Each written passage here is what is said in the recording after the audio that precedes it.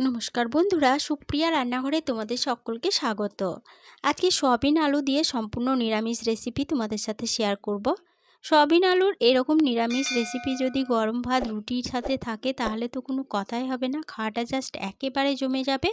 আর মাছ মাংসের কোনো দরকারই হবে না, এই একটা পদ দিয়েই পুরো ভাত রুটি খাওয়া হয়ে যাবে। তাহলে চলো বন্ধুরা, দেখে নেওয়া যাক আজকের রেসিপি কিভাবে বানানো হয়। সয়াবিন আলুর রেসিপি বানানোর জন্য এখানে সবার প্রথমে একটা পাত্রের মধ্যে নিয়ে নিচ্ছি 1 বাটি পরিমাণ সয়াবিন। এখানে আমি আমার রান্নার প্রয়োজন মতো 1 বাটি পরিমাণ সয়াবিন নিলাম, তবে তোমরা তোমাদের রান্নার প্রয়োজন অনুযায়ী সয়াবিনের পরিমাণ বাড়িয়ে বা কমিয়ে নিতে পারো। এবার এই সয়াবিনের মধ্যে দিয়ে দিলাম গরম জল আর সামান্য পরিমাণ লবণ। এবার এই সয়াবিনের মধ্যে একটা ঢাকা দিয়ে দেব। ঢাকা দিয়ে সয়াবিনগুলোকে 5 মিনিটের জন্য গরম জলে ভিজতে দেব। সয়াবিনগুলো একটা সাইডে সরিয়ে রেখে দিচ্ছি। এরপরে এদিকে নিয়েছি দেখো 3টে মিডিয়াম সাইজের আলু। আলুগুলোর খোসা ছাড়িয়ে আলুগুলোকে আমি জল দিয়ে ধুয়ে রেখেছিলাম। এবার আলুগুলো কেটে নেব।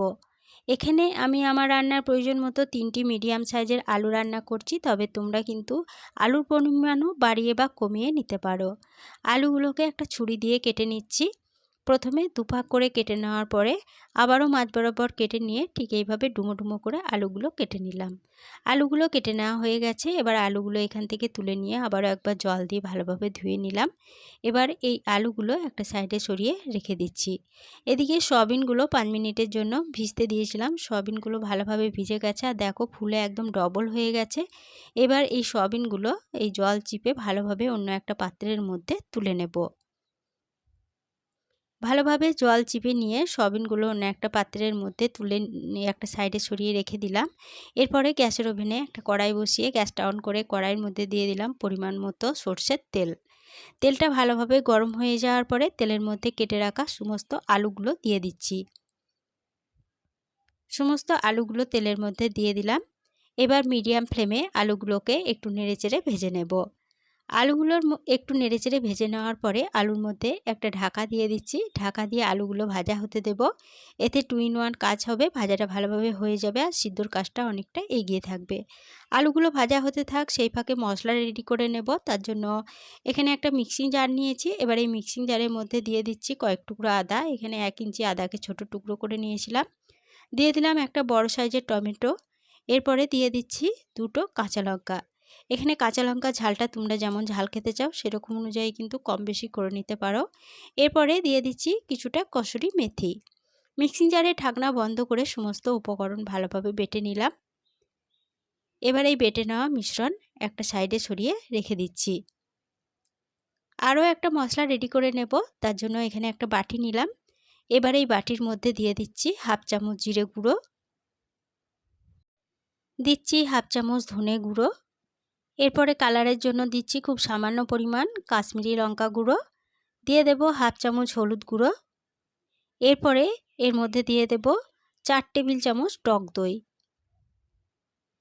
এবার এই সমস্ত উপকরণ খুব ভালোভাবে দইয়ের সাথে মিশিয়ে নেব আর দইটাকে ভালোভাবে ফেটিয়ে নেব। সমস্ত মশলা দইয়ের সাথে ভালোভাবে মিশিয়ে নিলাম আর দইটাকেও এই সময় ভালোভাবে ফেটিয়ে নিলাম। এবার এই মশলা একটা সাইডে সরিয়ে রেখে দিচ্ছি।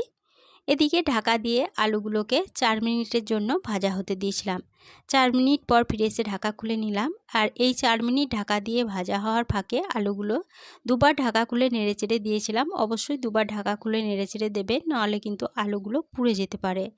আলুগুলো দেখো বেশ ভালোভাবে ভাজা হয়ে গেছে। এবার এই আলুগুলো তেল থেকে তুলে নিচ্ছি। সমস্ত আলুগুলো তেল থেকে তুলে নেওয়ার পরে ওই আলু ভাজার তেলেই দিয়ে দিচ্ছি 1 চামচ বেসন। এরপরে এর মধ্যে দিয়ে দেব যে সয়াবিনগুলো রেখেছিলাম সেই সয়াবিনগুলো। এবার এর মধ্যে খুব সামান্য পরিমাণ হলুদ গুঁড়ো দিয়ে দিলাম। গ্যাসের ফ্লেমটা মিডিয়ামে রেখে সয়াবিনগুলোকে বেশ কিছুক্ষণ সময় ধরে ভালোভাবে নেড়েচেড়ে ভেজে নেব। বেশ কিছুক্ষণ সময় ধরে মিডিয়াম ফ্লেমে সয়াবিনগুলোকে নেড়েচেড়ে ভেজে নিলাম। সয়াবিনগুলো দেখো বেশ লালচে করে ভাজা হয়ে গেছে। এবার এই সয়াবিনগুলো কড়াই থেকে নামিয়ে নিচ্ছি। সমস্ত সয়াবিন কড়াই থেকে নামিয়ে নেওয়ার পরে ওই কড়াইটায় আবার গ্যাসের ওভেনে বসিয়ে কড়াইয়ের মধ্যে দিয়ে দিলাম 4 চামচ সরষের তেল। এবার তেলে ফোড়নের জন্য দিচ্ছি 2টো লবঙ্গ, 2টো এলাচ, একটা দারচিনির টুকরো, সামান্য পরিমাণ গোটা জিরে, একটা গোটা শুকনো লঙ্কা আর 1 চুটকি মতো হিং। এবার ফোড়ন ও হিং ভালোভাবে ভেজে নেব। ফোড়ন ও হিং ভালোভাবে ভেজে নেওয়া হয়ে গেছে। হিং থেকে কাঁচা গন্ধ চলে গেছে আর ফোড়ন থেকে একটা সুন্দর গন্ধ বেরোতে শুরু করে দিয়েছে। এবার তেলের মধ্যে দিয়ে দিলাম যে আদা, টমেটো, কাঁচা লঙ্কার পেস্টটা বানিয়ে রেখেছিলাম, সেটা দিয়ে দিলাম। এবার মিডিয়াম ফ্লেমে এই পেস্টটাকে একটু সময় ধরে নেড়েচেড়ে কষিয়ে নেব। মিডিয়াম ফ্লেমে পেস্টটাকে 1 মিনিট মতো নেড়ে কষিয়ে নেওয়ার পরে আদা থেকে যখন কাঁচা গন্ধটা চলে গেছে, তখন যে মশলাটা গুলে রেখেছিলাম সেই মশলাটা দিয়ে দিলাম আর মশলার বাটিটা ধুয়ে সামান্য পরিমাণ জল দিয়ে দিলাম। এবার গ্যাসের ফ্লেমটা লো টু মিডিয়ামে রেখে সমস্ত মশলা খুব ভালোভাবে নেড়েচেড়ে কষিয়ে নেব। লো টু মিডিয়াম ফ্লেমে মশলাটা মিনিট 5-6 সময় ধরে নেড়েচেড়ে কষিয়ে নিলাম। মশলা দেখো খুব ভালোভাবে কষানো হয়ে গেছে আর মশলা থেকে সম্পূর্ণ তেল ছেড়ে দিয়েছে। এবার এই মশলার মধ্যে ভেজে তুলে রাখা আলুগুলো দিয়ে দিলাম আর ভেজে তুলে রাখা সয়াবিনগুলো দিয়ে দিলাম। এবার মশলার সাথে আলু ও সয়াবিনগুলোকে একটু নেড়ে কষিয়ে নিচ্ছি।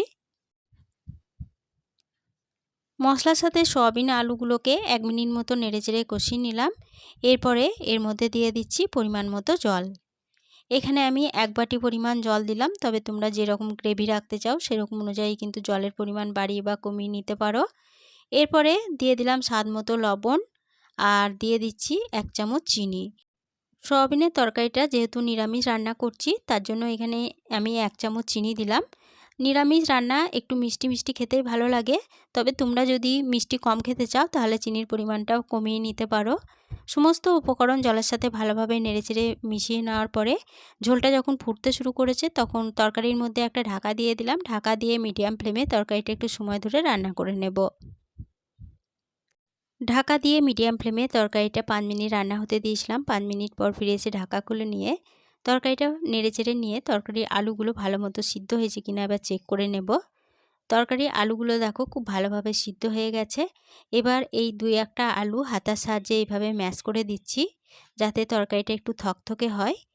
2-1টা আলু হাতার সাহায্যে ম্যাশ করে নিলাম। এরপরে এই তরকারির মধ্যে দিয়ে দিচ্ছি খুব সামান্য পরিমাণ গরম মশলার গুঁড়ো আর 1 চা চামচ গাওয়া ঘি দিয়ে দিচ্ছি আর দিচ্ছি একটা চেরা কাঁচা লঙ্কা।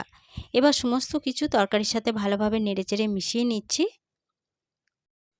এরপরে গ্যাসের ফ্লেমটা বন্ধ করে দিয়ে তরকারিটা ঢাকা দিয়ে আরও 5 মিনিটের জন্য স্ট্যান্ডিং টাইমে রেখে দিচ্ছি।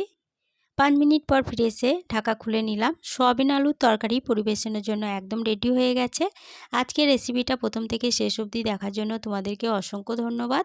রেসিপিটা ভালো লেগে থাকলে প্লিজ লাইক, কমেন্ট ও সকলের সাথে শেয়ার করে দিতে ভুলো না। নতুন বন্ধু হয়ে থাকলে চ্যানেলটা সাবস্ক্রাইব করে পাশে থেকো। আজকের রেসিপিটা এই পর্যন্তই ছিল। ফিরে আসবো আবার নতুন কোনো রেসিপি নিয়ে।